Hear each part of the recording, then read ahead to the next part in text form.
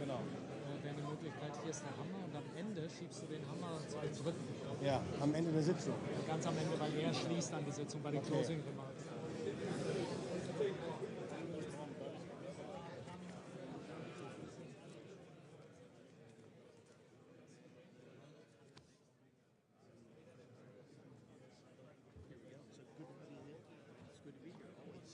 From the beginning, never a doubt.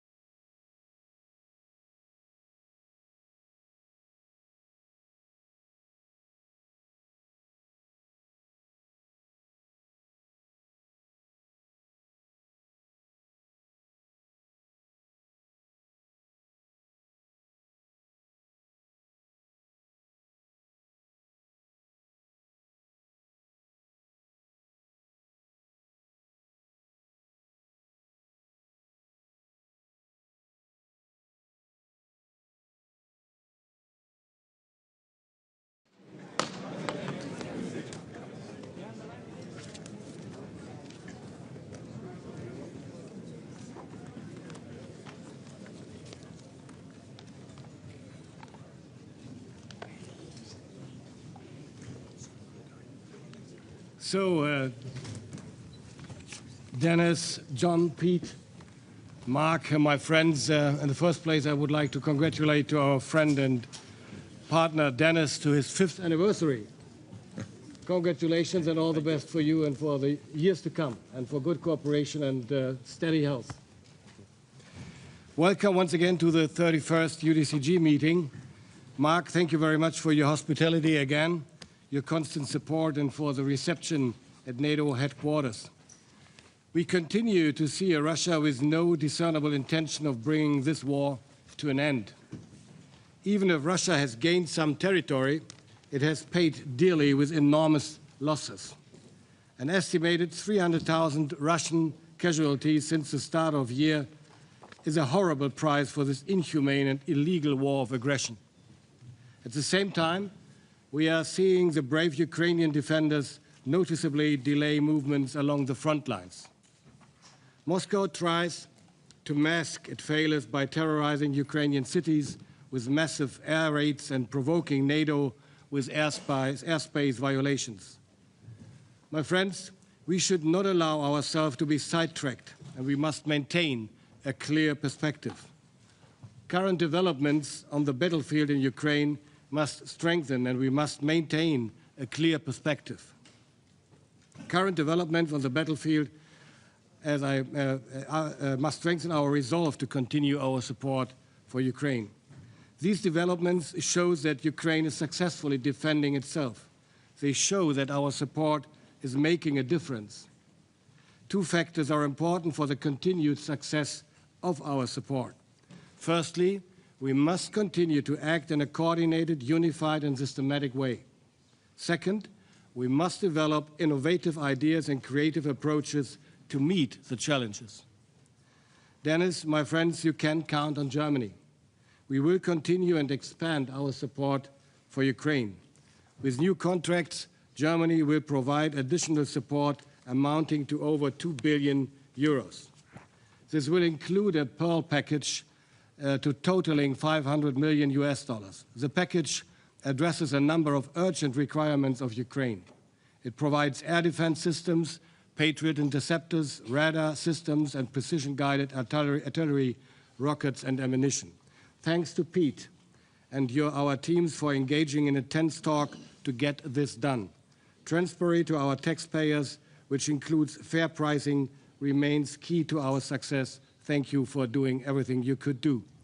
We will continue to strengthen Ukraine's air defense with new contracts on the delivery of another 2 IRIS-T air defense systems, including a large number of guided missiles as well as shoulder-fired air defense missiles.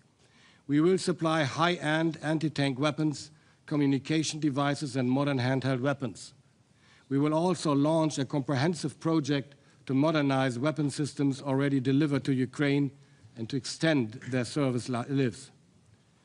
This ensures that the weapon systems we supply are adapted to changing battlefield realities and can continue to be used reliably and effectively by Ukraine's armed forces. At the same time, we will continue to expand cooperation between the German and Ukrainian defense industry. We will underscore this intent by concluding a memorandum of understanding on defense industry cooperation, which will be signed by Dennis and me following this UDCG meeting. Support measures like these will only take full effect if they consistently follow Ukraine's requirements and are coordinated with our partners. The UDCG will continue to play a crucial role in this. To ensure that it remains highly relevant, the UDCG needs to adapt. John and I have announced this in the summer. Over the past weeks, we have been working with Dennis and Mark to determine how to align the UDCG and its support architecture. The following is important to us: to strictly align our actions with Ukraine's needs, to have lean and efficient coordination processes, to combine urgent support to Ukraine's armed forces with long-term capability building, and to achieve greater coherence with NATO and its support measures. With these guiding principles, we ensure that Ukraine will receive the support that it needs to regain its freedom and peace and to maintain it in the long term for Ukraine and for Europe. Thank you, and Slava Ukraini. Thank you, Boris. Thank you all for being here. We meet today as 50 nations in support of Ukraine. Thank you all for being here. We meet today as 50 nations committed to stand by and to support Ukraine. We meet today on what is day 1,329 of President Putin's brutal invasion of Ukraine, a war he thought he would win within a week. But we meet also today in a week which has seen a breakthrough peace plan signed in another terrible war, reminding us that even in the toughest times, that peace is possible. And Secretary Hegseth, I want to praise President Trump's essential leadership in securing that ceasefire in Gaza. That was peace secured through strength. And today, as we shift our focus back to the war in Ukraine, your presence here reminds us of President Trump's commitment also to secure peace in Ukraine. But until peace comes, Ukrainians, military and civilians alike, continue to fight with huge courage. Our determination must match their defiance. Our support must match Putin's escalation. And our role as members of this UDCG is to guarantee Ukraine's strength. In the 8 months since Boris and I jointly took over the leadership of this UDCG, this group has successfully secured pledges worth over £50 billion for military aid capabilities to Ukraine. And from today, as Boris has said, we can announce that the UDCG, that Ukraine and NATO will work even more closely together to respond to the challenge that Dennis issued to us. Ukraine's request to better track, better coordinate, better deliver the support the Ukrainian warfighters need. And thank you, Mark, for your support for this initiative. But as we step up further, we must all deliver faster. This year, the UK is spending the highest ever level on military aid to Ukraine. And I can confirm that in the last 6 months alone, we've delivered over 85,000 drones into Ukraine. We've also signed a new industrial partnership with Ukraine, and that will see us rapidly develop new, improved interceptor drones, which we'll mass produce and then supply back into Ukraine in the thousands. And working with allies from Europe and beyond, the UK is also looking hard at how we support Ukraine through the important new Pearl mechanism. Finally, friends, this war was never about the fate of just one nation. President Putin's aggression is not confined to Ukraine. Drone incursions into Poland, violations of Estonia's airspace, election interference in Moldova. A secure Europe needs a strong Ukraine, and security for all our nations starts in Ukraine. So let's today reaffirm our purpose and our priorities, support the fight today, secure the peace tomorrow, and stand ready to step up still further. Thank you all for attending this afternoon. With that, can I, on behalf of you all, welcome Dennis to his first in-person UDCG meeting. Thank you.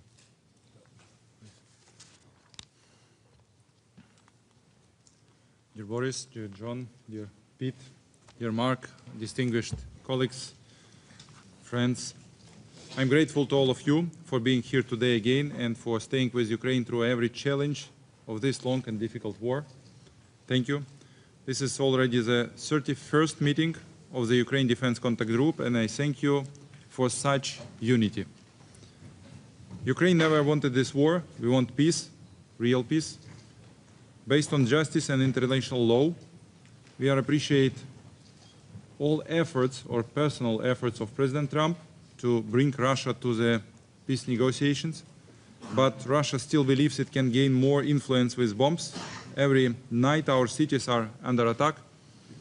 That's why we need truly strong global pressure in response to Russia's choice to keep the war going. This brings me to key priorities for 2025 and 2026. Let me focus on the three main pillars: Pearl, Ukrainian-made drones and missiles, as well as extended-range artillery ammunition. And there is one very important issue, long-range missiles, which our partners have. The name of these missiles everyone knows, absolutely widely known.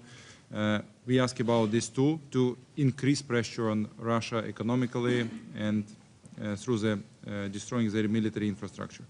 First and foremost, the Pearl initiative. Some of you are already part of it. Thank you for this. It is important that others join too. Pearl for 2025 must be fully implemented. We count on your continued coordination and financing to ensure timely deliveries. Funding needs under the Pearl next year will reach $12 to $20 billion. If needed, we are ready to discuss coordination of this project. The next priority is Ukrainian-made drones and missiles. We needed more FPV, ISR, and other drones to hold the front line. We continue to emphasize an urgent funding needs of $4 billion. In 2026, we will be able to build up to 10 million drones if partners commit the necessary funding. These are cost-efficient, fast, and combat-proven solutions. At the same time, our deep strike drones and missiles help us respond asymmetrically to Russian strikes.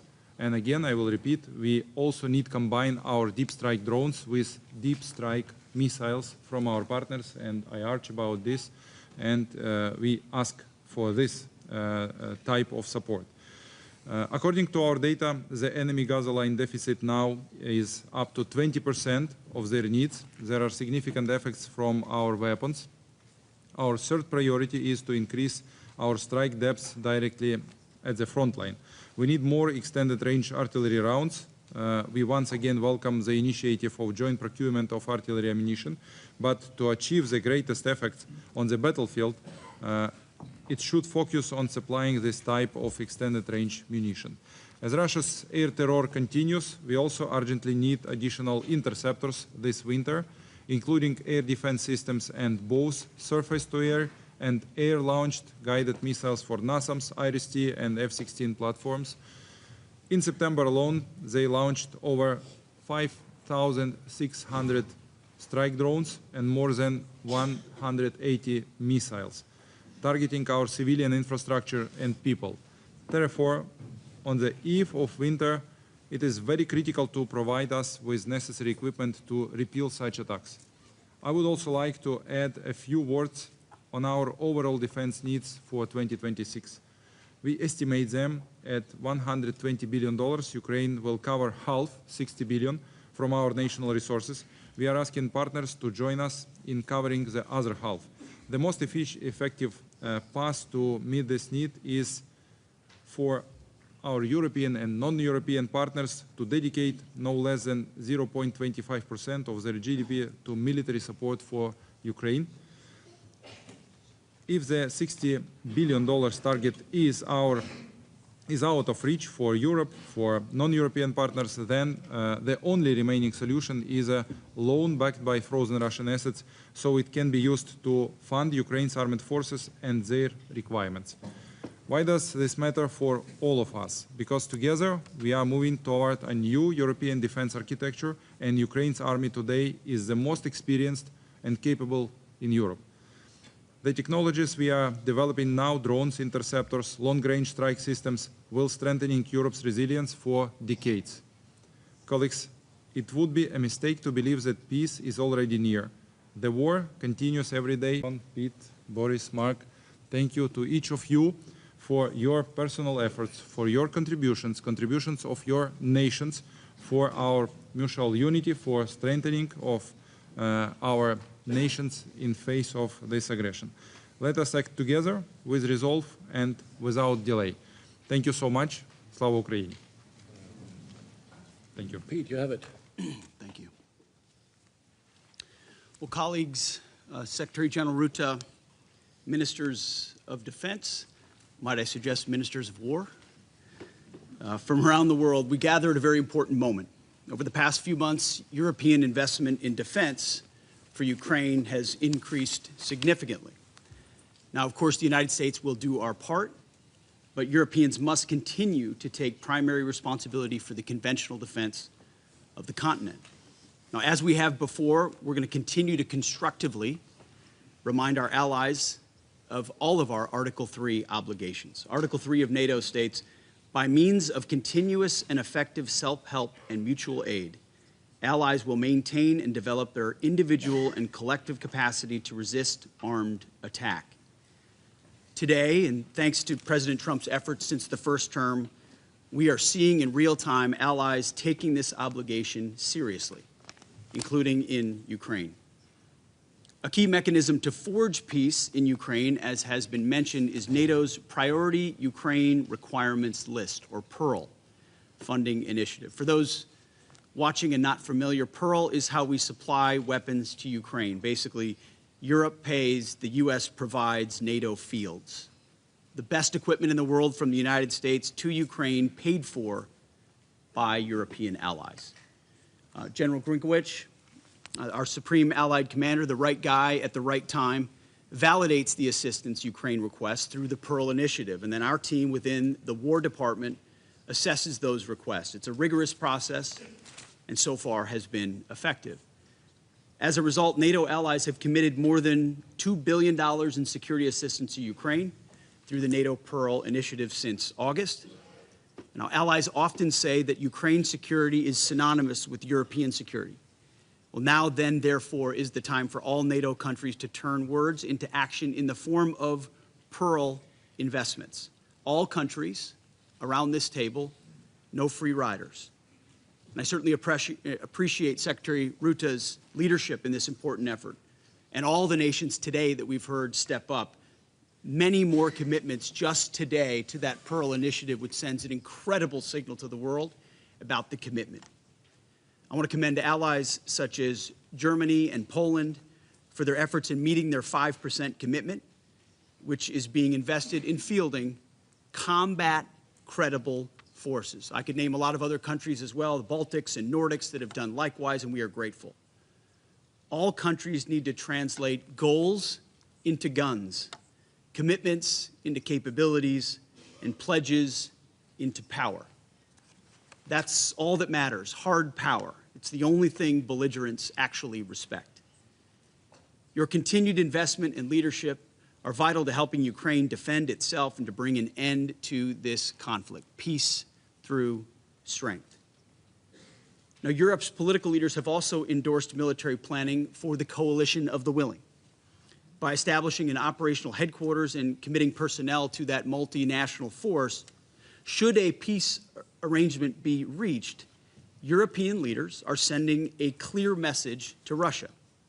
Now is the time to end this tragic war, stop the needless bloodshed, and come to the peace table. Now, if this war does not end, if there is no path to peace in the short term, then the United States, along with our allies, will take the steps necessary to impose costs on Russia for its continued aggression. If we must take this step, the U.S. War Department stands ready to do our part in ways that only the United States can do. We remain clear-eyed about the fact that the most effective deterrents to Russian aggression are, number one, a lethal, capable, and European-led NATO, and number two, a combat-credible Ukrainian military able to defend itself and thereby continue to deter Russian aggression along NATO's border. Again, peace through strength. Under President Trump's steadfast leadership, and in particular with our European allies, we're going to bring an end to the war in Ukraine. The war must end. Like we saw him do in Gaza and in the Middle East, President Trump knows how to forge peace, to create opportunities in situations, in scenarios where peace seems far off. He and he alone has the ability to do that. This is not a war that started on President Trump's watch, but it will end on his watch. So let us seize this moment, strongly forge peace in Ukraine, and let's bring peace through strength. Thank you very much. Yes, thank you, dear Secretary of State Healy, Minister Pistorius, Secretary of War Hegseth, Minister Schmihal, dear colleagues. Welcome back to NATO headquarters here in Brussels. And John and Boris, thank you again for your leadership. Since its inception, the UDCG has been the backbone of our collective support for Ukraine. This body and the equipment it delivers to the battlefield are a clear demonstration of the international community's support for Ukraine. I've discussed with Secretary Healy and Minister Pistorius how NATO can best help the UDCG, and NATO staff will provide all necessary support. We will assist across the board, from hosting meetings such as this one to providing the best data and analysis available. And together with Ukraine, the UK, Germany, and with your support, we will make the UDCG more effective at delivering what Ukraine needs. So I look forward to working with all of you to ensure our support for Ukraine is as predictable and as impactful as possible. And we all have a role to play here. NATO allies have committed to increase our defense spending and support to Ukraine, and we know that the support to Ukraine itself, by the way, will count to that defense spending. And I'm particularly focused here on Pearl. Secretary Hegseth was also speaking about it, and others. Because this is the mechanism that supplies US weapons, both lethal and non-lethal, to Ukraine, paid for by NATO allies. And I hope we can announce further significant contributions today, building on the successful meeting of defense ministers this morning. I want to commend President Trump's leadership here. He has been clear-eyed from day one when he came into office that he wants to end this war. He has been successful in Gaza. It was really staggering what happened this week and the week before under his leadership. And I want to thank you, Pete, for the leadership you are providing from the Pentagon to make all of this possible and to support this program. It is really critical. In getting Ukraine the weapons it really needs quickly and at scale. It will enable Ukraine to protect its people and hold the front line. And again, I'm so happy for the US to keep that supply going and for the allies that have contributed in the financial sense. Ultimately, strengthening Ukraine today and putting them in the best possible negotiating position tomorrow, let's hope that that day comes soon, that they will sit at one table. This is all in our collective interest.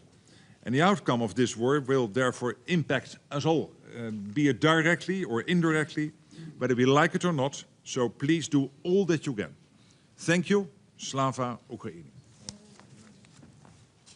So thank you, ministers. Thank you, Secretary General. May I now ask the press to leave the room, please.